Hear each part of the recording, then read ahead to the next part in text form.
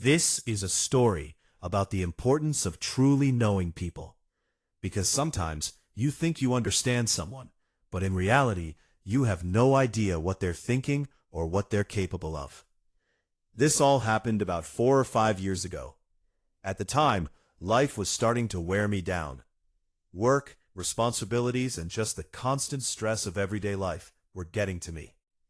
My girlfriend Stacy felt the same way, and one day she suggested that we take a few days off and rent a cabin out in the woods. Just somewhere quiet, somewhere peaceful, a place where we could disconnect from everything. I loved the idea immediately. The only problem was money. I wasn't exactly in the best financial position at the time, so doing something like that felt a little out of reach. That's when Stacy came up with another idea. She suggested we invite my best friend Randy and his girlfriend along. That way, we could split the cost and turn it into a fun couples getaway. It made perfect sense. When I asked Randy, he didn't hesitate. He was completely on board. So we started looking for cabins, and eventually, Stacy found the perfect one. It was secluded, surrounded by woods, and had a fireplace, which made it perfect since we were going in the middle of winter. We booked it for the end of the month and started planning everything: food, games, and just how we were going to spend our time there. Everything was going smoothly until about a week before the trip. Out of nowhere, Randy and his girlfriend broke up, and it wasn't one of those calm, mutual breakups. It was sudden, messy, and didn't end well at all. That left Stacy and me in a really awkward situation. We didn't know what to do. It didn't feel right to make Randy pay for half of a trip he wasn't even going on anymore. But at the same time, we couldn't really afford to go alone. So I called him to talk about it. I offered to give him his money back, more than once, but he refused every time. He told me not to worry about it, and insisted that we should still go and enjoy ourselves. He even said we deserved a romantic getaway.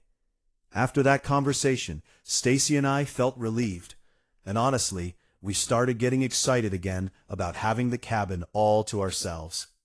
But that feeling didn't last long. The very next day, Randy called me again and told me that he had found someone else to come on the trip with us. I immediately didn't like the idea. When I told Stacy, she felt the same way. It wasn't about being rude. It was just the fact that this was a complete stranger, a rebound that even Randy barely knew. Spending a weekend in a secluded cabin with someone like that didn't feel right. I tried explaining that to him. I told him that travel compatibility is a real thing and that we didn't know anything about this person. But Randy kept pushing. He promised that she was cool, that we would like her, and then he made an offer that made it harder to say no. He said he would pay for my entire portion of the trip. After a while, we gave in. We told ourselves we'd make the best of it. The weekend finally came, and we all carpooled together to the cabin. That's when we met her for the first time. Her name was Lucy. At first glance, she seemed normal. Quiet, maybe a little shy, but nothing alarming. During the drive, Stacy and I tried to get to know her, but she barely spoke. Her responses were short, and most of the time, she just sat there silently. By the time we arrived, I realized I barely even knew what her voice sounded like. Once we got to the cabin, things felt okay. We settled in, lit the fireplace, and started relaxing. It almost felt like a normal trip. At one point, Stacy suggested we play Uno. It's something we always enjoyed, because it's simple and easy to play anywhere. Everyone agreed, even Lucy. At first, the game was fun. Lucy even seemed like she was starting to open up a little. But then, out of nowhere, everything changed. Stacy said Uno, letting everyone know she only had one card left. Lucy froze. Then suddenly, she exploded. She started yelling, accusing Stacy of cheating. At first, we thought she was joking, but it quickly became clear that she wasn't.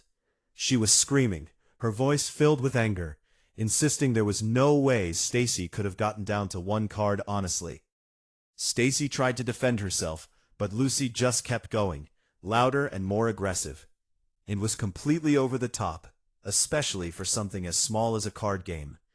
Even if Stacy had been cheating, which she wasn't, the reaction didn't make sense. When Randy tried to calm her down, she threw her cards and stormed out of the room. The silence that followed was uncomfortable. Randy apologized, and we all kind of laughed it off, but deep down, we knew something wasn't right. Later that night, Lucy came back and acted completely normal, like nothing had happened. No apology, no acknowledgement, nothing. That alone felt strange. But then things got even more uncomfortable during dinner. While we were eating, she started sharing very personal details about her and Randy's relationship. Things that you just don't say in front of people, especially people you barely know. I could see Randy getting embarrassed, so I kept trying to change the subject and make jokes until she eventually stopped. That night, Stacy woke me up. She told me to listen. From across the cabin, we could hear Lucy and Randy arguing. We couldn't make out the words, but the tone was enough. It was intense. We decided not to mention it the next day. The following day was quiet and uneventful, but that night, everything changed. I woke up to someone standing over me. It was Randy. He looked terrified. He asked if he could stay in our room and if we could lock the door. I was confused and asked him what was going on. What he told me still gives me chills. He said he woke up in the middle of the night and saw Lucy standing at the foot of the bed, just staring at him. When he asked what she was doing, she calmly said she was watching him sleep. Then she walked out of the room. A few minutes later, he checked the bed and found a large knife. That's when he left the room. He said he saw her wandering around the cabin, humming to herself, almost like she was dancing. Then suddenly she stopped, turned in his direction, and said, "I see you," even though she didn't seem to be looking directly at him. That's when he came to us. We locked the door and sat there in silence, listening to her moving around the cabin. Then we heard the front door slam. When we looked outside, we saw Lucy walking into the freezing forest, wearing just a t-shirt and shorts. Randy checked the room again. The knife was gone. We didn't know what to do. We debated going after her, but before we could decide, we heard the door open again. She came back inside and walked down the hallway, still humming. We stayed in that room the entire night. The next morning, she acted completely normal. Smiling, cleaning, talking like nothing had happened. At first, we tried to convince ourselves it was sleepwalking, that it could be explained. But then Randy found the knife in her bag. That's when we knew. Something wasn't right. We packed up and left as soon as possible. The drive back was tense and quiet. Randy cut off all contact with her after that. And strangely, she never tried to reach out to him either. It was like she disappeared. Like she was never even real. And honestly, that still bothers me. Because if she wasn't who she said she was, then what did she want? I guess we'll never know. But that wasn't the only time something like this happened to me. A few years later, I went on another cabin trip alone. I was looking for peace and quiet, but instead I found something else. That night, I heard a knock at the door. When I looked outside, there was nothing. Then I heard it again. This time there was a man standing there. He was dressed in a suit, completely out of place for the middle of the woods at night. He said he was lost and asked to come inside. But something felt off. His voice had no emotion. I refused. That's when he started banging on the door, laughing, and then he said my name. That's when I called the police. When I looked back outside, he was gone. And when the officer arrived, we found my car tires had been slashed. That man wasn't looking for help. He was trying to trap me. To this day, I don't know who Lucy really was, and I don't know who that man was either.